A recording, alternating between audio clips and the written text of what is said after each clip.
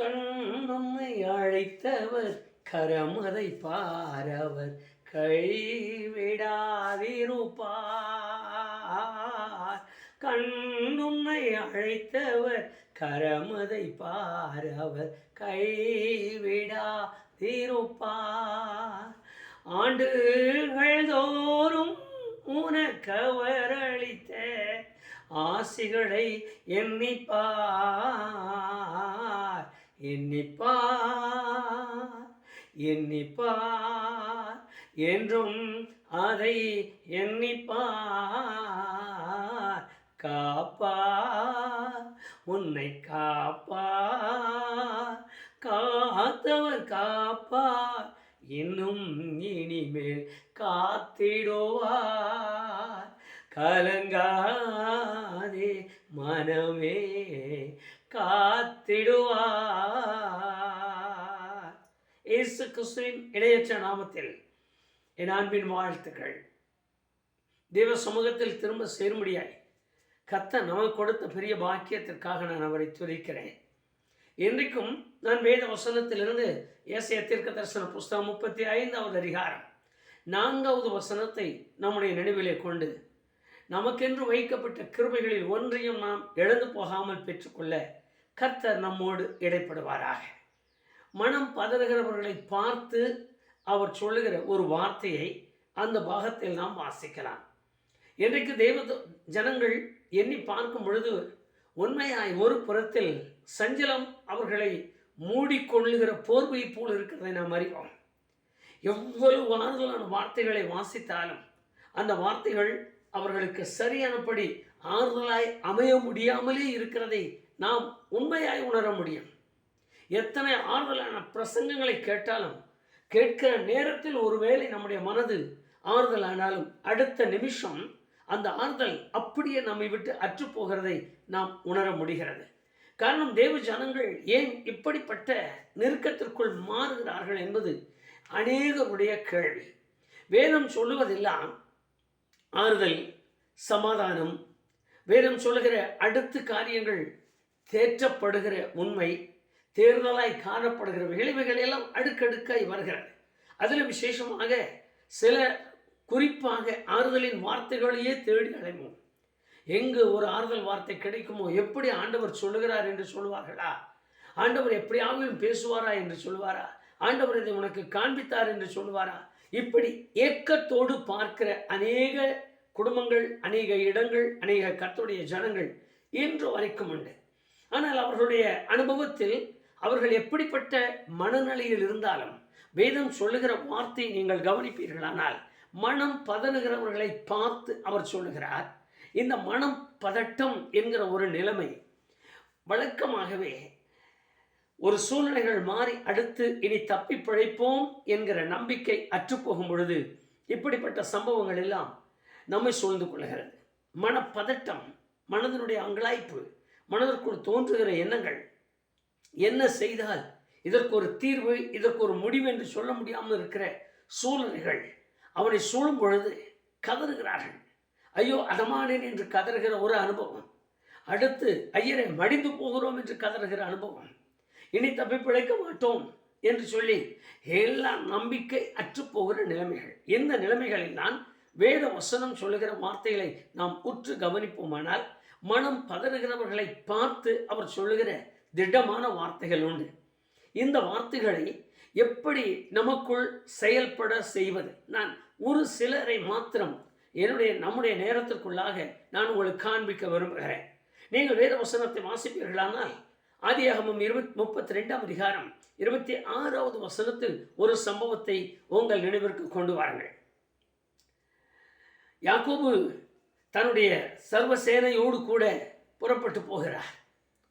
அவருக்கு எதிராக எதிரிட்டு வருகிற ஆட்களும் அவருடைய சகோதரன் படைபலத்தோடு வருகிறதாக நீங்கள் அதை வாசிப்பீர்களானால் உங்களுக்கு அது புரிந்து கொள்ளும். இப்படிப்பட்ட ஒரு இக்கட்டான நிலையில் இரவோடு இரவாக எல்லாரையும் ஆற்றை கடக்க பண்ணுகிறார் யாக்கோபு. ஆற்றை கடக்க பண்ணின பின்பு இப்படி நடக்க வேண்டும் என்று அவருக்குள்ளாகவும் தீர்மானித்து தான் தப்பித்துக் கொள்வதற்கு, தன்னை காப்பாற்றிக் கொள்வதற்குரிய சூழ்நிலைகளையும் உருவாக்கி கொள்கிறார். தன்னுடைய மனதிற்குள்ளாக எல்லாவற்றையும் தீர்மானித்து தனித்த ஒரு மனிதனாய் மாறிவிட்டார். எல்லாரும் ஆற்றை கடந்தார்கள். யாக்கோபு தனித்து நிற்கிறார். இந்த நிலையில்தான் யாக்கோபோடு கூட போர் செய்யும்படி ஒரு அடையாளம் தெரியாதவரை போல ஒருவர் காணப்படுகிறார். இக்கட்டான நிலை. தன் குடும்பத்திற்கு தன்னை தவிர இப்போதைய நிலையில் நடத்தப்படுவதற்கு ஆட்கள் இல்லை. தனக்கு 4 மனைவிகள், அதோடு கூட தனக்கு பிள்ளைகள், இவைகள் எல்லாவற்றோடு கூட தனக்குள்ள ஆஸ்திகள், ஆடு மாடுகள், இவைகள் எல்லாவரும் சீர்படுத்தப்பட்டதாய் தன் பிள்ளைகள் பருவத்திற்கு வந்து பிள்ளைகளுக்கு பிரித்து கொடுத்து அவர்களை வாழச் செய்யும் வரைக்கும் யாக்கோபு உயிரோடு இருந்து ஆக வேண்டும். யாக்கோபு எந்த தீங்குக்கு உட்படாத ஒரு மனுஷனாக இருக்க வேண்டும். இந்த ஒரு நிலையில் தான் யாக்கோபோடு போர் செய்கிற ஒரு நபரை நாம் அங்கு பார்க்கலாம். இரவோடு இரவாக சரியான போராட்டம். அந்த போராட்டத்தினுடைய நிலைமையை நாம் அறிவோம். ஆனால் யாக்கோபினுடைய நிலைமை அவருக்கு தெளிந்தது அல்லது அவருக்கு தெரிந்தது என்று சொல்லுகிற ஒரு நிலை ஆன பின்பு ஒரே ஒரு காரியத்தை அவர் விடவில்லை. என்னை ஆசீர்வதித்தாலே ஒழிய உம்மை போக விடேன் என்று சொல்லுகிற ஒரு ஆசீர்வாதத்திற்காக யாக்கோபு தன் மனப்பதட்டத்தில் தன்னை சீர்படுத்த தொடங்கினார். மனம் பதறுகிற நிலை. இனி நாம் ஜெயித்தோம் அல்லது இந்த மனுஷன் நம்ம கொண்டுட்டார்னா இனி நமக்கு வாழ்க்கை கிடையாது. இப்பொழுது ஜெயித்தால்தான், அப்படி சொன்னாலும் அப்படியே அவர் ஜெயித்தாலுமே தன்னுடைய நிலைமை என்ன, தன் ஆற்றை கடந்து போக முடியுமா? இந்த ஒரு இக்கட்டான நிலையில் மனம் பதறுகிறது என்று சொல்லுகிற ஒரு அனுபவத்தை பெரியவர்கள், அதை அனுபவித்தவர்கள் கொஞ்சம் சிந்தனைக்கு கொண்டு வாருங்கள். பதறி துடிப்பார்கள், என்ன செய்வதென்று தெரியாது. ஒரு புறத்தில் பிள்ளைகள், மற்றொரு புறத்தில் மனைவி, இன்னொரு புறத்தில் பெற்றோர்கள். இந்த 3 காரியங்களையுமே எண்ணுங்கள். பெற்றோர்கள் ஒரு புறத்தில் தவிக்கிறார்கள், தண்ணீரில் தவிக்கிறது போல. அவர்கள் என்ன நடக்குமோ என்று தெரியாத ஒரு நிலை. பிள்ளைகளுக்கு ராத்திரி ஆகாரம் வேண்டும், பிள்ளைகள் என்ன செய்கிறார்கள் என்று தெரியாத நிலை. மனைவி தன்னோடு கூட நிற்கிறவள் எப்படி இந்த சூழ்நிலைகளை அதை பொறுத்து கொள்வதென்று தவிக்கிற ஒரு நிலை, அல்லது பிரசவ நேரம் என்று வைத்துக் கொள்ளுங்கள். இப்படி ஒரு சிறு சிந்தனைக்கு நம்மளுடைய இருதயத்தை திருப்பி மனப்பதட்டம் எப்படி இருக்கும் என்று மாத்திரம் சிந்தித்து பாருங்கள். அந்த மனப்பதட்டத்தில் இருக்கிற நிலையில்தான் வேத வசனம் சொல்லுகிறது, மனம் பதறுகிறவர்களை பார்த்து உங்கள் துக்கத்தை மாற்றுகிறேன், உங்கள் நெருக்கங்கள் மாறும் என்று வாக்குத்தத்தங்களாய் நமக்கு கொடுக்கிறார். நம்ப முடியாத ஒரு காரியம். அந்த வாக்குத்தத்தத்தை வாசித்த உடனே நமக்கு ஏதோ ஒரு பெரிய காரியம் நடக்கிறது என்று நாம் யோசிக்க முடியாது. இதை படித்து முடித்த உடனே என் மனப்பதட்டம் நின்று விடுகிறது, நான் மாறிவிடுகிறேன் என்று சொல்லுவதற்கில்லை. ஆனாலும் வாக்கு பண்ணினவர் உண்மையுள்ளவர். நான் கேட்கிற விதத்தில் தான் யாக்கோபு மனம் பதறி துடிக்கிறார். அந்த நிலையை எனக்கு ஒரே ஒரு ஆசீர்வாதத்தை மட்டும் கொடுங்க, என்ன ஆசீர்வாதம் பண்ணிருங்க, என் மனம் பதட்டம் மாறிவிடும், நான் என் சூழ்நிலைகள் எல்லாவற்றையும் மாற்றிக்கொள்வேன் என்கிற குறிக்கோள் நிறைந்த ஒரு கர்த்தருடைய மனுஷனாய் யாக்கோபு மாறினார். நான் 2வது கூட இன்னொருவரை நம்முடைய சிந்தனைக்கு கொண்டு வரலாம். 2 ராஜாக்களின் புஸ்தகம் 4ஆம் அதிகாரம் 20வது வசனத்தை வாசித்து பாருங்கள். இங்கு துயரம் நிறைந்த ஒரு மகளை நாம் பார்க்கலாம். குழந்தைகளே இல்லாதவள், பேசாமல் விட்டுருந்தா அப்படி இருந்திருப்பாள். சும்மா இருக்கிறவளை கூப்பிட்டு தீர்க்கதரிசி சொன்னார், உனக்கு என்ன வேணும்? எனக்கு ஒன்றுமே வேண்டாயா என்றார். அந்த மாதிரி ரொம்ப புத்திசாலி போல, எனக்கு எதுவுமே வேண்டாம், உங்கள் தொந்தரவே எனக்கு வேண்டாம், நான் இருக்கிற மாதிரி இருந்துக்கிறேன், சாப்பிட்றேன், வெந்ததை தின்கிறேன், விதி வந்தால் சாகிறேன், எனக்கு இது போதும் என்கிற ஒரு நிலைமைக்கு அவள் மாறிவிட்டாள். ஆனால் அவளுக்கு இவர் ஒரு வார்த்தை சொல்லுகிறார், அடுத்த வருஷம் உனக்கு ஒரு குழந்தை இருக்கும். வார்த்தையை கேட்டால் சரி, ஏது எப்படியோ ஒரு குழந்தை பிறந்தது. தீர்க்கதரிசியின் மேல் இருந்த அன்பும் சந்தோஷமும் பெரிது. அதே சமயத்தில் இந்த தாய்க்கு இருந்த மனபாரமும் நீங்கினது. 2-3 விதங்களில் கண்டிப்பார்கள். மாலடி என்கிற பேர் நீங்கினது. தனக்கு ஒரு வாரிசு கிடைத்தது. தன் ஆஸ்திக்கும் சொத்துக்கும் உரிய ஒரு மகன், கடைசி வரைக்கும் தன்னை ஆதரிக்கிற ஒரு மகன், எல்லாம் சேர்ந்து கிடைத்த நேரத்தில் தான் ஒரே நாள் மகன் இறந்து போனான். நீங்கள் இந்த சம்பவங்கள் எல்லாம் மனதிற்குள்ளாக எண்ணும் பொழுது இந்த துயரத்தை எப்படி விவரிப்பது என்று மாத்திரம் யோசியுங்கள். இந்த துயரமான சூழ்நிலை எப்படி யோசிப்பது? சிந்திக்கவே முடியவில்லை. என்ன சொல்லி அழுவது? என்ன சொன்னால் அதற்கு தீர்வு வரப்போகிறது? எதை சொன்னால் இதற்கு ஒரு முடிவு, சரியான முடிவு வந்து தனக்கு ஆறுதல் வரப்போகிறது? இழந்ததை பெற முடியுமா? அல்லது தன் மகனை தான் மறுபடியும் பெற்றுக்கொள்ள முடியுமா? இல்லை திரும்ப இந்த தீர்க்கதரிசியை பார்த்து இன்னொரு குழந்தை எனக்கு ஆண்டவரிடத்தில் கேட்டு சொல்லையான்னு சொல்ல முடியுமா? எந்த காரியத்திற்குமே மனதில்லை. துயரம் என்கிற காரியம் மட்டுமல்ல, இவருடைய கலக்கத்துக்கு மன பதட்டம் என்கிற வார்த்தை முழுமையாய் பொருந்தாத அளவிற்கு மேன்மையானது. இத்தனை மனம் பதட்டமான நிலையில் தவிக்கிறார். அவசரமாய் புறப்படுகிறார். தீர்க்கதரிசியை பார்க்க ஓடுகிறார். தீர்க்கதரிசியே சொல்லுகிறார், ஏனோ எனக்கு ஆண்டவர் அதை மறைத்தார், ஏனோ ஆண்டவர் எனக்கு இந்த துயரத்தை சொல்லவில்லை, எல்லாவற்றையும் சொல்லிக் கொடுத்த ஆண்டவர் இந்த துயரத்தை ஏனோ எனக்கு சொல்லாமல் விட்டுவிட்டார். கண் கலங்குகிறார்.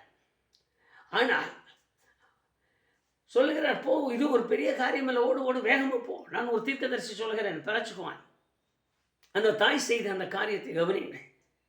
அவள் பாதத்தில் விழுந்து, என்னோடு நீ வராவிட்டால் நான் போகவே மாட்டேன் என்று படித்தாள். அனுபவங்கள், வித்தியாசங்கள். கர்த்தருடைய ஜனங்கள் தங்களுடைய துயரத்திலிருந்து விடுபடுவதற்கு, தன்னுடைய மன பதட்டத்திலிருந்து மாறுவதற்கு, தன்னுடைய துக்கத்திலிருந்து விடுதலையாய் பெறுவதற்கு, தன்னுடைய சங்கடமான சூழ்நிலைகளை மாற்றிக்கொள்வதற்கு அவர்கள் கையாண்ட முறைகள் கொஞ்சம் வித்தியாசமானவைகள். ஆனால் என்ன மாதிரி காரியமானாலும் அவைகளிலிருந்து விடுதலை செய்கிற ஒருவர் தன்னோடு இருக்கிறார் என்கிற அந்த ஆழ்ந்த நம்பிக்கையை அவர்கள் விட்டுவிடவில்லை. அந்த நம்பிக்கைக்குள் ஆழமாய் போனார்கள். நீங்கள் என்னோட வா, அப்புறம் பேசிக்கலாம். என்ன பட்சமா அது அப்புறமா பேசிக்கலாம், நீ என்னோட வா, முதல்ல என்னோட வாங்க, அங்கே வந்து அந்த காரியத்தை பாருங்கள், அப்புறமா பேசிக்கலாம். காரணம், நான் சொல்ல முடியாத துயரத்தில் இருக்கிறேன், நான் மீள முடியாத துயரத்தில் இருக்கிறேன், எனக்கு அடுத்தது என்ன செய்வதென்று தெரிய முடியாமல் இருக்கிறேன், எனக்கு இப்படியெல்லாம் நடந்து கொண்டிருக்கிறது, இது போல எனக்கு சம்பவித்து கொண்டிருக்கிறது. இந்த சம்பவங்கள் எண்ணும் பொழுது இனி எனக்கு இந்த வாழ்வு என்னத்திற்கு, நான் இவ்வளவு காலம் இருந்து எப்படி விட்டு பிரிந்திருப்பேன், இப்படியெல்லாம் மனதிற்குள்ளாக எண்ணி துயர சத்தமாய் புலம்புகிறார். ஐயோ என் ஆண்டவனே, நீ என்னோட வராவிட்டு நான் போகவே மாட்டேன்ப்பா. அவளுடைய பிடிவாதமான வார்த்தைகள் தீர்க்கதரிசியை வீடு வரைக்கும் அழைத்து கொண்டு போகிறது. கர்த்தருடைய ஜனமே, நம்முடைய அனுபவங்களில் சில நேரங்கள் நாம் கொண்டிருக்கிற பக்தி, நாம் கொண்டிருக்கிற விசுவாசம், நாம் கொண்டிருக்கிற நம்பிக்கையினுடைய தரத்தை தேவன் அறிய விரும்புகிறார். அவர் விரும்புவதால் நம்முடைய எல்லா மனப்பதட்டத்தையும் பார்த்து அமைதியாக இருக்கிறார். கருணாவுடைய செயலை பாருங்கள். பொங்கி வருகிற சமுத்திரத்தை பார்த்து, இதுவரைக்கு வா, இதற்கு மிஞ்சி வராதே, உன் அலைகளின் பெருமை எங்கே அடங்கட்டும் என்று சொன்னார். வங்கி வந்து படகோடு கவிழ்த்து போடுகிற காற்றை பார்த்து, இறையாதே, அமைதலாய் ஒரு வார்த்தையை சொன்னார். தூக்கி கொண்டு வந்தால் ஒரு குழந்தையை, என் மகனை ஒரு முறை தண்ணியில தள்ளுகிறது, இன்னொரு முறை நெருப்பில் தள்ளுகிறது. அவன் முகத்தையெல்லாம் பாருங்க, அவன் கையை பாருங்க. ஒரு நெருப்பில் விழுந்து அவன் காய ஆறதுக்கு முன் அவன் தண்ணிக்கு போகிறான், தண்ணியில் விழுந்து அவன் காய ஆறதுக்கு முன் அவன் நெருப்புக்கு போகிறான். இவனுடைய முகத்தையெல்லாம் பார், இவன் தழும்புகளை பார். யாராலும் சுகமாக்க முடியவில்லை. அங்கலாய்க்கிற சத்தத்தை கேட்கிறார். அந்த சத்தத்தை கேட்டு அந்த மன பதட்டம் என்னது என்று அறிந்து கொள்கிறார். பதட்டப்படுகிறவனை பார்த்து தான் சொல்லுகிறார், மனம் பதறுகிறவர்களை பார்த்து. தீர்க்கதரிசன வார்த்தைகளை இதற்கு மேல் நீங்கள் வாசிக்க வேண்டும் என்பதற்காக தான் நான் அந்த ஒரு வரியோடு நிறுத்துகிறேன். மறுபடியும் அந்த தீர்க்கதரிசன வார்த்தைகளை வாசித்து பாருங்கள். 35ஆம் அதிகாரம் 4வது வசனம். எஸ்ஐ தீர்க்கதரிசனம் மனம் பதறுகிறவர்களை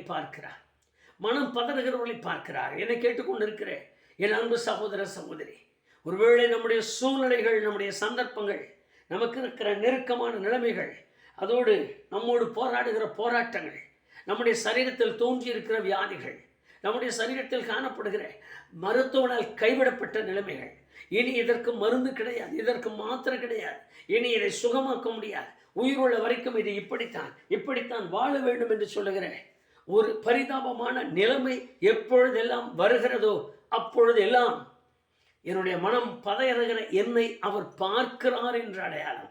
அவர் என்னை பார்க்கிறார். பார்த்து கொண்டு இருக்கிறவரிடத்தில் நான் இருக்க வேண்டிய விதம். ஒரு புறத்தில் ஒருவர் அழுகிறார், நீர் என்னை ஆசீர்வதித்தாலே ஒழிய நான் உம்மை போக விட. அடுத்த ஒருவர் அழுகிறார், நீ வீட்டுக்கு வந்து என் காரியத்தை கவனிக்கிற வரைக்கும் நான் உம்மை விட மாட்டேன். 2 பேருடைய அந்த காரியங்களை கவனித்து பாருங்கள். 2 பேருக்குமே அவர் வேறு எந்த பதிலும் பேசுவதற்கில்லை. தட்டுதல் பண்ணுறவனை பார்த்து சொல்ற, தடை பண்ணாத, அவள் அழுகிறது சரிதான், அவளை தடுக்காதே, அவளுக்கு அழுகிறது சரிதான், அவளை தடுத்து நிறுத்த வேண்டாம் சொல்லி வீடு வரைக்கும் போகிற தீர்க்கதரிசி. ஆசீர்வதிக்காமல் அந்த கர்த்தருடைய தூதன் கடந்து போகவே இல்லையா? அன்பான கர்த்தருடைய பிள்ளையே, வாழ்க்கையினுடைய அனுபவங்கள் என்பது இன்றைக்கு வித்தியாசமாய் மாறி இருக்கிறது. சுகம் குறைவு, ஆறுதல் குறைவு, துயரத்திலிருந்து மீள்கிற தன்மை குறைவு, நெருக்கங்கள் அதிகம், நெருக்கம் இல்லாத சூழ்நிலைகள் குறைவு.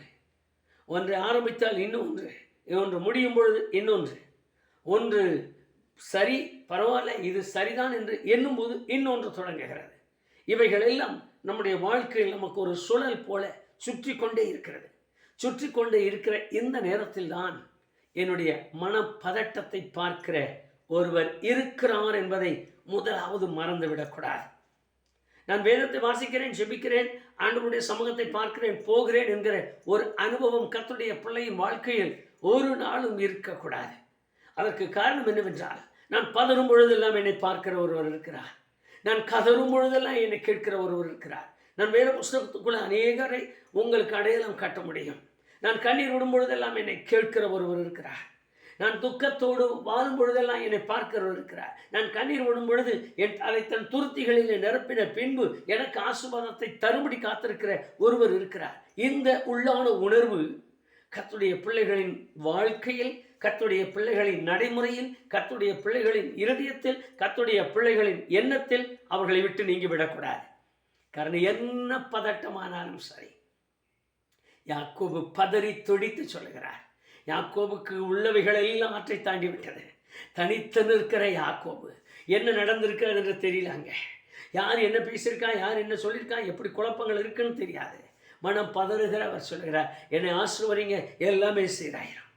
இந்த அம்மா சொல்கிறாங்க, நான் மன துயரத்தோடு நிற்கிறேன், என் துயரத்தை மாற்ற யாராலும் முடியாது, ஒன்றும் வேண்டாம், என் வீட்டு வரைக்கும் வந்துடுங்க, என் துயரமெல்லாம் மாறிடும், என்னுடைய எல்லா துயரம் மாறிடும், என் பதட்டம் எல்லாம் மாறிடும்.